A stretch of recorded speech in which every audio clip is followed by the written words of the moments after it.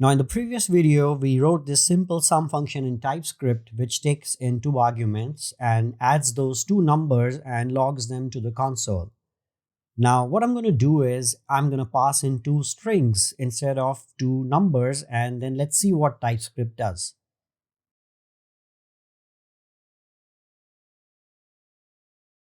So I have converted 2 and 3 into strings instead of numbers, and TypeScript is already throwing, my IDE is already throwing an error. Let's see what that error is. It says argument of type string is not assignable to parameter of type number. So pretty clear. So this shows you that how TypeScript will not allow you to pass in strings to this particular sum function. So even before it compiles your function into JavaScript or your file into JavaScript, it tells you that this is not correct. And this is how it helps you write better code. So you would not be able to pass in string to a function wherein a function actually expects numbers. Now, this is the first way of looking at errors in TypeScript, and that is within your IDE itself.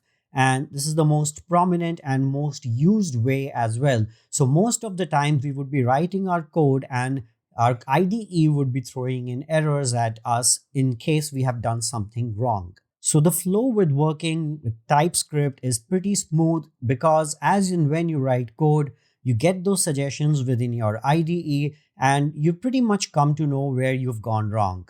Now let's look at another place where you can get these kind of errors. Now here I'm going to try to compile this file and let's see what we get.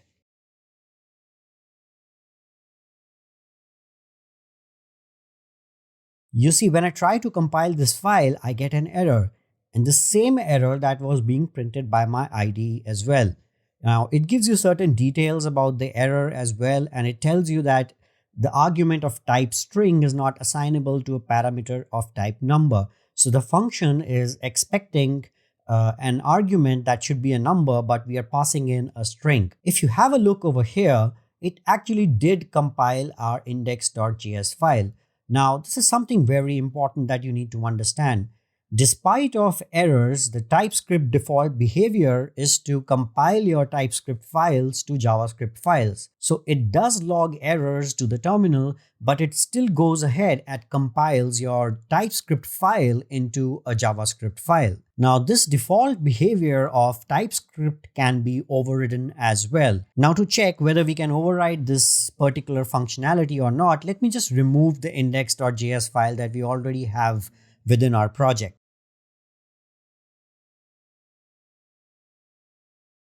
So I have removed the index.js file here. Now the first method where we can instruct TypeScript to not to emit the JavaScript file in case there is an error is by using the noEmitOnError flag while we are trying to compile our TypeScript into a JavaScript file. Let's have a look at that command.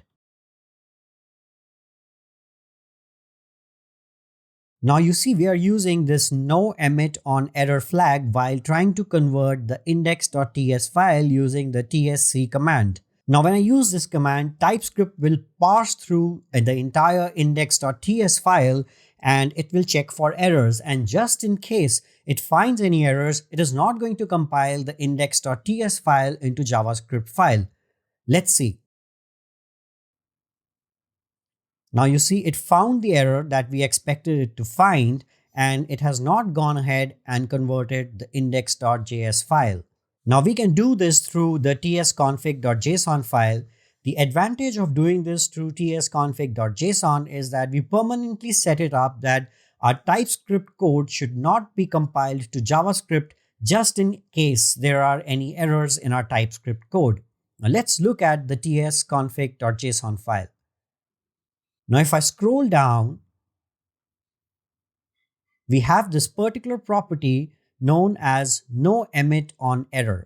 This is the same flag that we passed while we were trying to convert our TypeScript file into JavaScript file. Now, by default, this is set to false.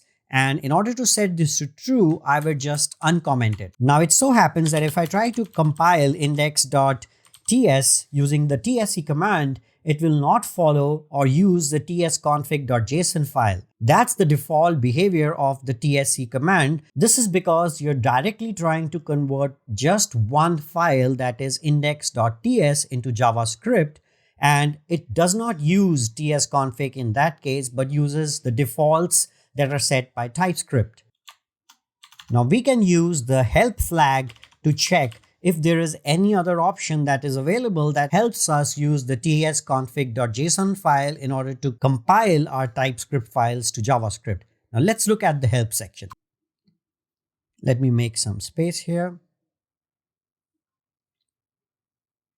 So you see this tsc command has got various options attached to it, and one of that is this p flag. Now it says compile the project given the path to its configuration file or to a folder with a tsconfig.json file. So what I can do is that I can use this p flag and pass in the tsconfig.json file, and then it will follow the rules of the tsconfig.json. Let me show you how it is done. So this time what I'm going to do is tsc and pass the p flag, and after that I'm going to give it the path to our tsconfig.json file. Now if we execute our command like this, let me open the index.ts, it is going to parse through this TypeScript file, but it is not going to compile because our TypeScript file has got errors. Let's try it out. You see, it parsed through our TypeScript file and it gave the same error that we were expecting out of it, and it has not gone ahead and converted the index.javascript file. So these are the two areas, the two primary areas that you would be using in order to find errors within your TypeScript files. In our tsconfig.json file, we would keep the property of noEmitOnError to true, and that's how we are going to progress throughout our course, so that any of our TypeScript files which have got errors in them, they should not be compiled to JavaScript. Now let me convert back these values to numbers and ensure that our file is compiled correctly. Let's try running the same command once again. Now you see it has compiled without any errors, and if I go back to my directory, I would see that index.javascript has been generated. So now you see how TypeScript helps us to avoid errors. I completely understand that the example right now is pretty trivial and it does not reflect the true power of TypeScript as of now. But as promised, we would look into various other use cases as we progress throughout the course. Now in the next video, we are going to deep dive into index.js file and see how it differs from the JavaScript file that we had written previously, and what has TypeScript added to this index.js file. See you in the next video.